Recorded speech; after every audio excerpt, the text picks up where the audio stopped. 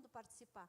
Já pensar que você não tem aula, aluno que não enxerga, que não ouve, e você planejar a instrução, a avaliação, o material, já sem precisar fazer diferente para aquele aluno, mas fazer enriquecido e para todo mundo, né? Então, a gente está trabalhando também nessa direção de como melhorar o ensino na classe comum, né? Que é um programa de formação. Pode avançar. E o projeto atual, como a gente vê que a avaliação de política ela é muito complexa, para fazer com entrevista, opinião das pessoas, o projeto atual, a gente está desenvolvendo questionários fechados para fazer avaliação de política mais econômica, em larga escala, porque, por exemplo, o Plano Nacional de Educação, ele pede monitoramento da meta 4. Né? Como é que você vai saber se o município está avançando ou não?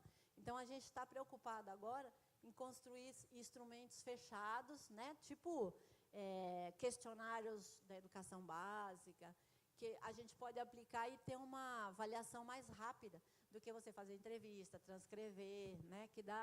Que é difícil você fazer avaliação de política, né? Com isso.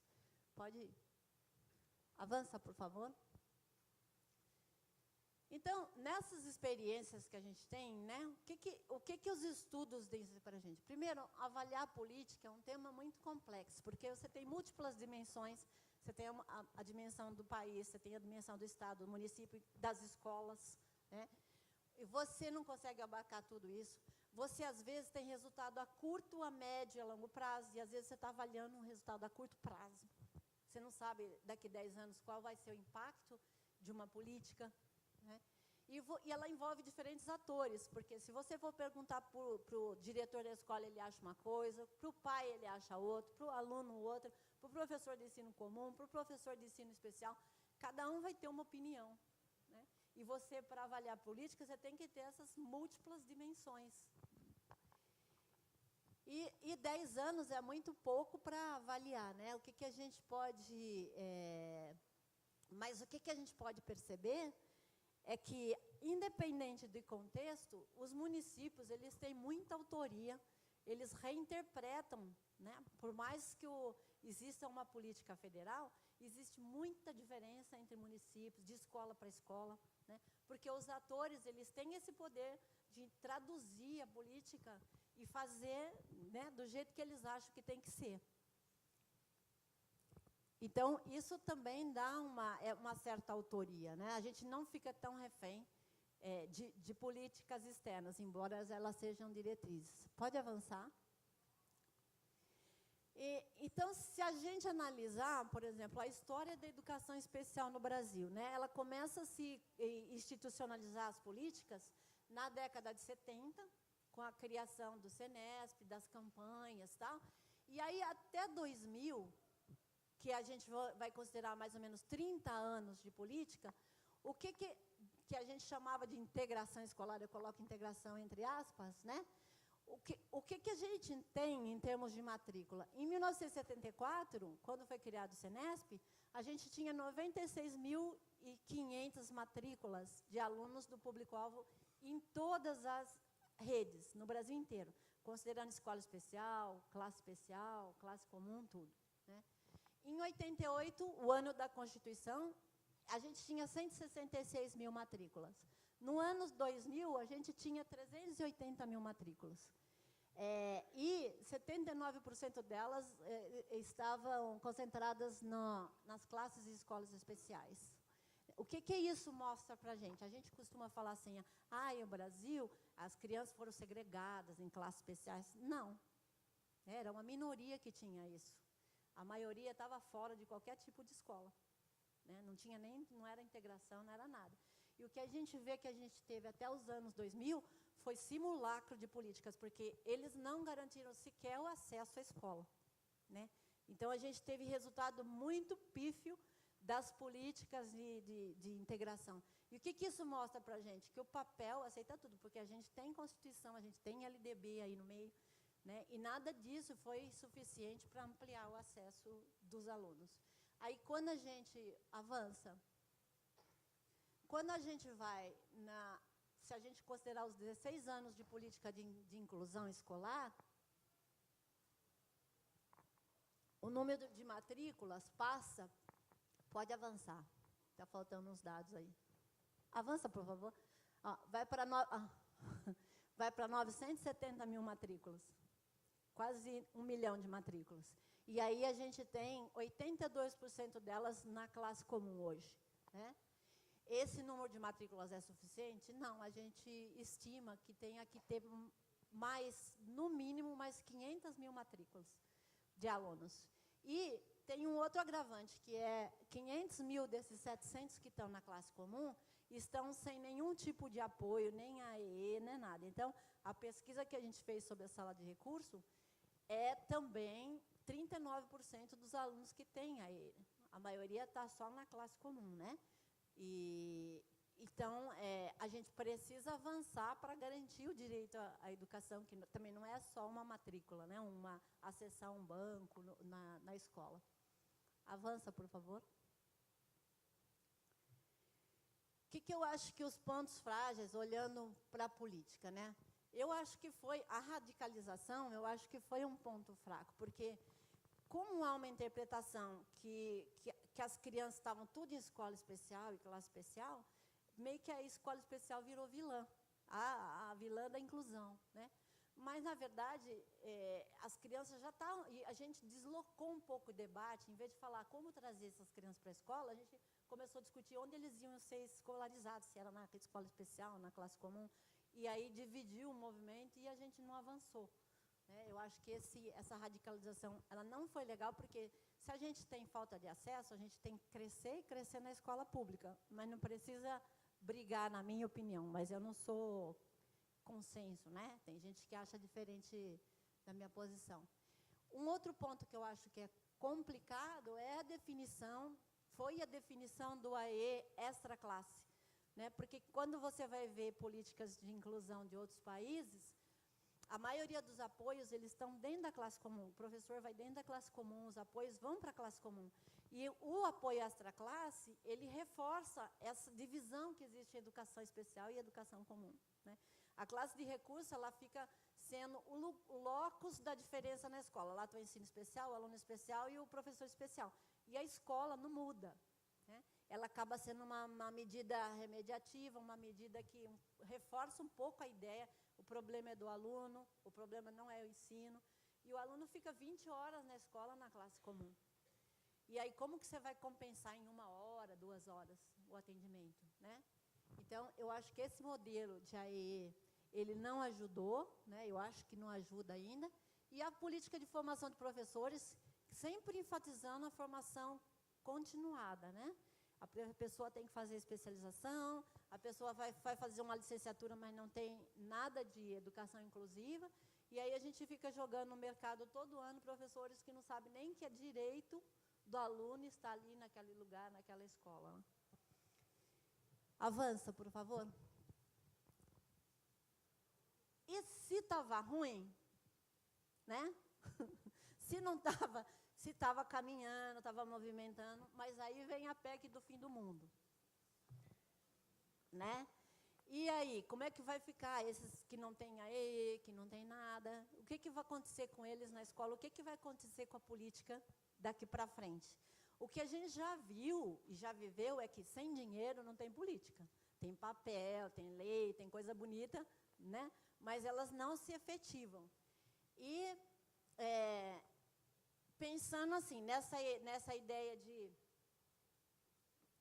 atualizar a política. A atualização é necessária? Eu penso que sim, né? Dentro da concepção de sistemática de apoio, mais centrada na abordagem social, ênfase na qualidade de ensino da escola pública, na classe comum, né? E a construção de sistemas educacionais inclusivos.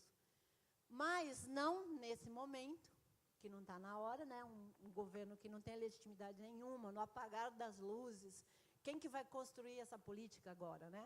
Não sabe nem quem vai ser presidente, quem é que vai levar essa política. Não tem tempo para a gente discutir e não é o momento, porque a discussão do país está outra.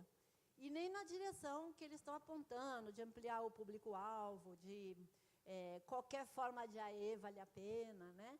Então, eu acho que é temerário mudar a política agora, sem a gente ter uma estabilidade no cenário político maior, né? Para a gente saber para onde vai essa política, né? Avança um pouquinho. E eu quero chamar a atenção, porque nesse contexto de precariedade, a política ela corre alguns riscos que já estão presentes no cotidiano dos municípios, né? O primeiro, que é a contratação indiscriminada de profissionais de apoio para a inclusão escolar. Então, a gente está vendo o crescimento vertiginoso de cuidadores, de profissionais terceirizados que estão na escola, e enquanto muitos municípios pararam de contratar professores, né? Esses profissionais que têm contrato precário, que ganham pouco, que não têm formação, eles acabam... tem municípios já que a gente tinha muitos professores e agora tem 350 cuidadores, né? Então, é uma forma de baratear, de precarizar, que está em risco aí, por quê? Esses 500 mil alunos que estão na classe comum, sem nenhum tipo de apoio, estão incomodando a escola, estão incomodando o professor, né? Então, a solução mais barata e mais fácil, bota um cuidador para tomar conta dele. Só que não resolve nem constrói a escola inclusiva e nem garante direito à educação dos alunos do público-alvo, né?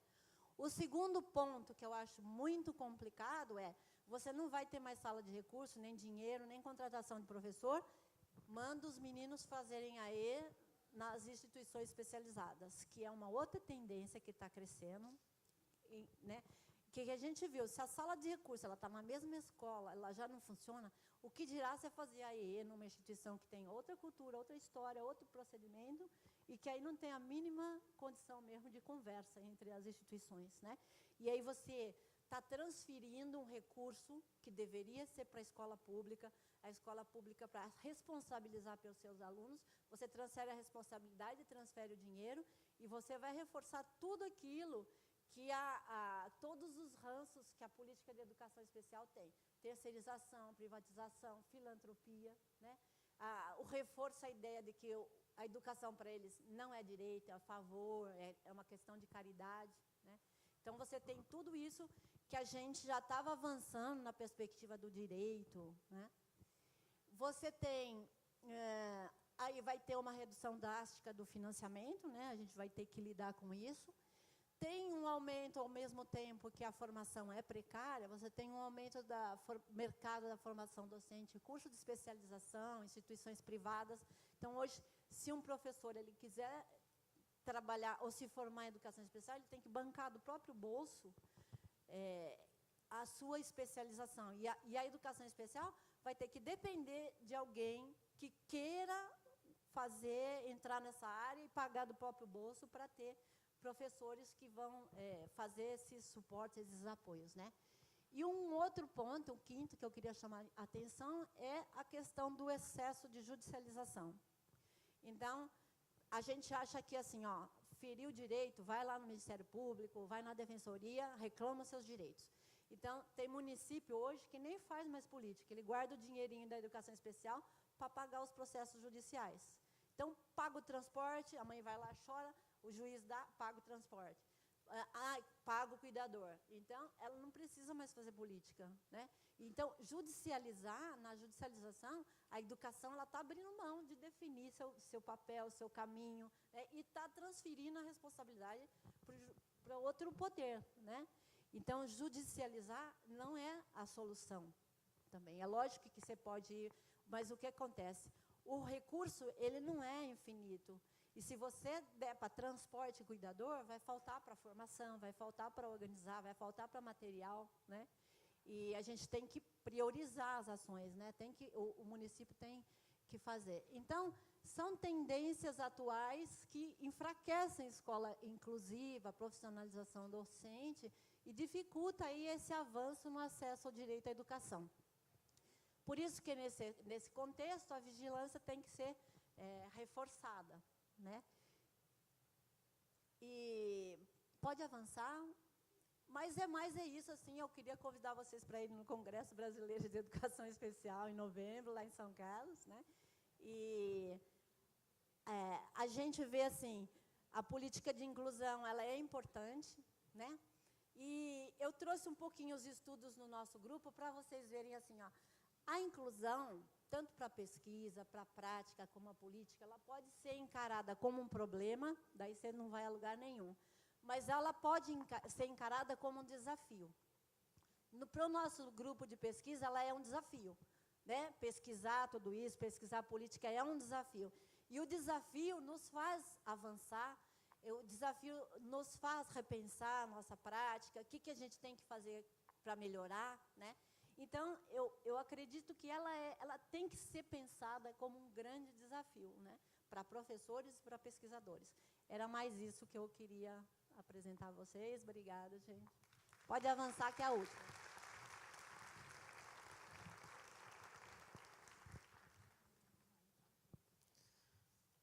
Bom, em primeiro lugar, gostaria de agradecer, professora, pela apresentação e as contribuições.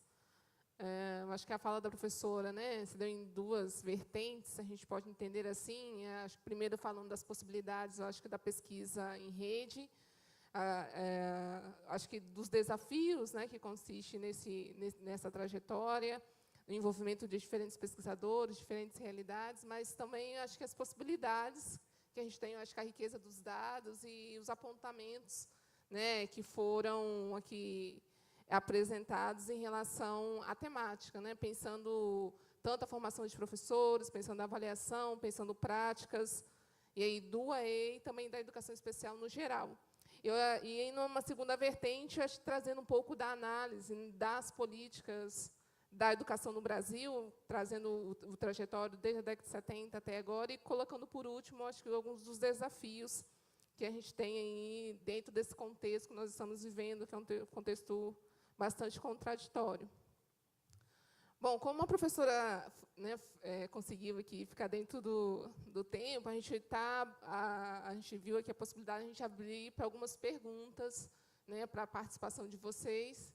E a gente poderia fazer um bloco, acho que de 3 perguntas, para que vocês possam, né, a plateia possa participar. Então, a gente está abrindo, a partir de agora, então, a inscrição. Quem quiser dialogar aqui, então, com a mesa, né, levante, pode ser por escrito ou também pode utilizar o microfone aqui, quem quiser.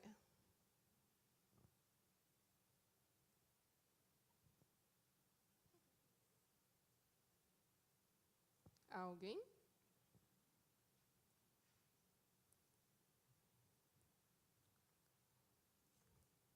Vou perguntar.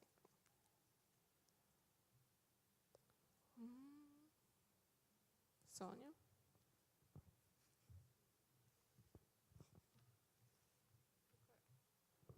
Primeiro, eu gostaria de agradecer a Nicéia pela brilhante apresentação, né, trazendo para a gente os dados da pesquisa em rede. O Espírito Santo participou dessa pesquisa, eu, Denise, a professora Águida, envolvemos vários professores de vários municípios aqui do Estado, especialmente da região norte e do município da Grande Vitória. Então, envolvemos também pesquisadores do programa de pós-graduação em educação, né, cursando doutorado e mestrado. Então, foi uma experiência única, que eu acho que a gente tem poucas oportunidades de realizar no Brasil, né? Justamente na área da educação especial, essas possibilidades ainda ficam mais reduzidas, né, Nicéia?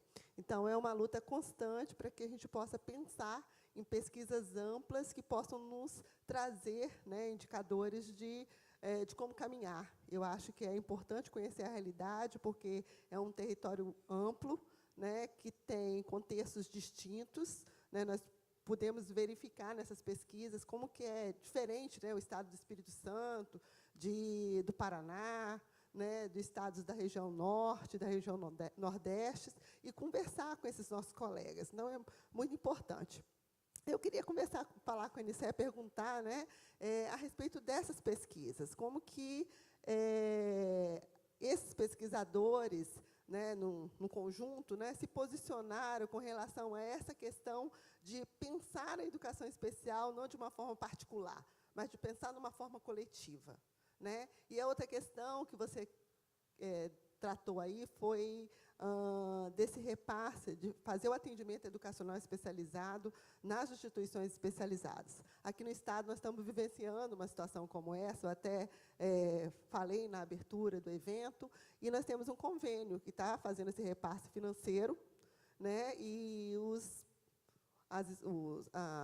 pais, os familiares, estão sendo, de certa forma, pressionados, né, a fazer essa mudança do atendimento educacional especializado, do contraturno da escola para a instituição especializada. E isso alegando que eles vão perder serviços na área da saúde, né, na área da clínica, e isso causa um impacto muito grande, que eles também necessitam desses serviços, né? E a gente tem percebido isso.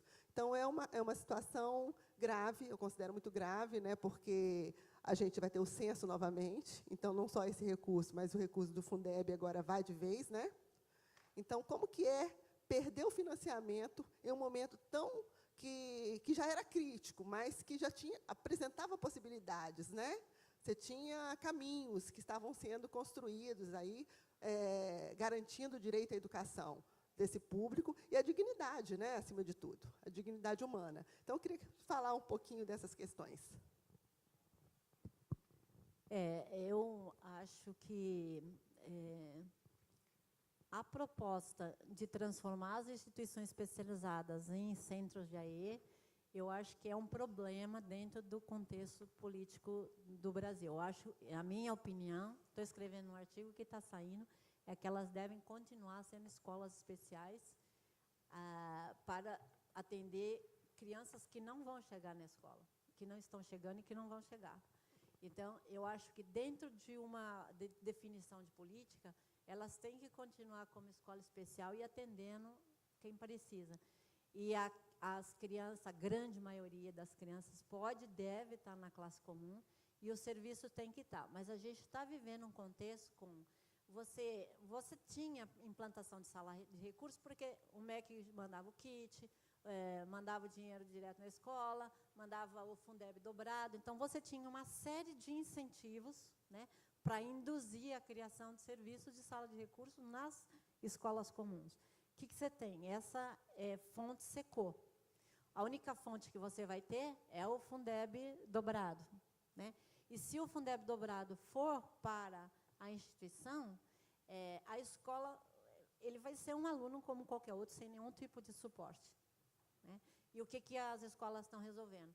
Contrata uma firma terceirizada, um cuidador, põe lá, e, né, para distensionar esse desconforto que uma criança que ninguém sabe o que fazer com ela tem na escola, né?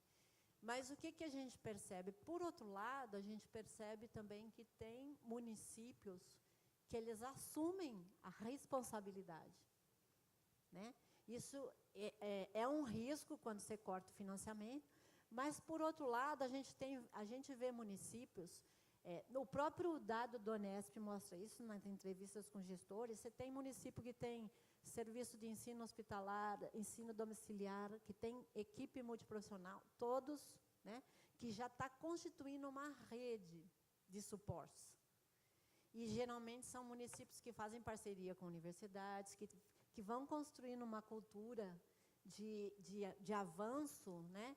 E, então, é possível. Eu não sei até que ponto todos os municípios, porque eu sei que a maioria não tem condições, né? Mas eu acho que se você tem, e também acho que é muito interessante os movimentos que vocês fazem aqui, que também não contém isso, mas que em outros lugares fazem, que é aqueles fóruns de gestores, né?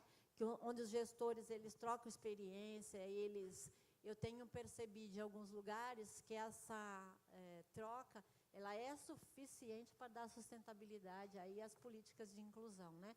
Com essa porque é preciso de uma formação contínua, de uma discussão, de uma reflexão, né?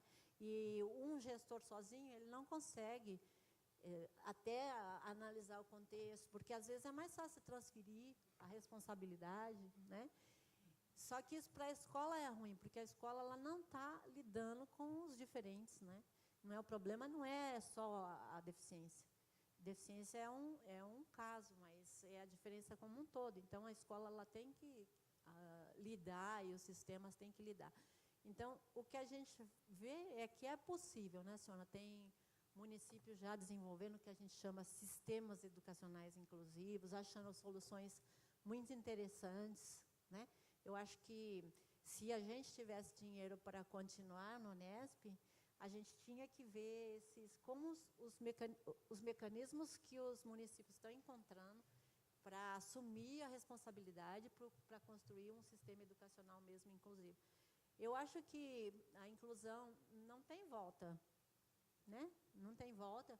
Ao mesmo tempo, eu aponto uma coisa muito interessante que eu acho que vai acontecer. Por exemplo, as cotas de deficiência na universidade, as cotas de ingresso.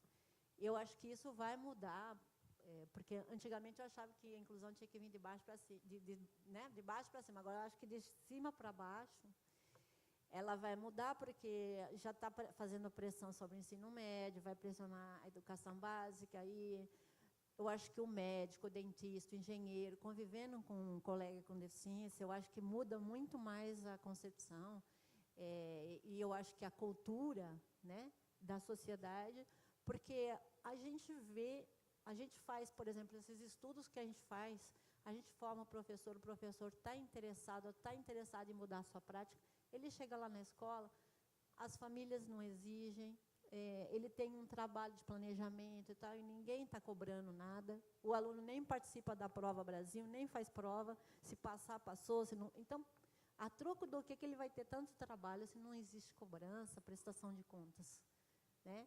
Então, o que a gente percebe muitas vezes é a dificuldade de você dar sustentabilidade a essas ações, dar continuidade, né? E eu acho que só esses fóruns de troca de experiência, eu acho que eles são capazes de dar essa sustentabilidade agora, né? Que nós vamos ter um momento aí que eu acho que vai ser um momento difícil, né? Temos uma pergunta aqui, na verdade, acho que são duas. Professora, sobre os processos de judicialização da educação especial, pergunto, quais as consequências desses processos para a produção de conhecimento na área? Existe uma fragilização das proposições acadêmicas diante da ausência de consensos entre os serviços ofertados e a demanda da exclusividade, por vezes apresentada pelas famílias? A questão da judicialização, que eu estou falando assim, o que a gente percebe, né? O juiz, ele tende a dar ganho de causa porque existe ainda aquela concepção de coitadinho, né? De exclusão histórica. E muitas vezes nem o juiz sabe se aquele pedido ele é um pedido justo ou não, né? E uma solução que a gente tem encontrado é trabalhar junto com o Ministério Público, de fazer conferências, né, municipais, juntando o Ministério Público, juntando a secretaria, juntando as famílias. Lá em São Paulo, por exemplo, o pessoal da Defensoria está fazendo muito trabalho, né, nos municípios.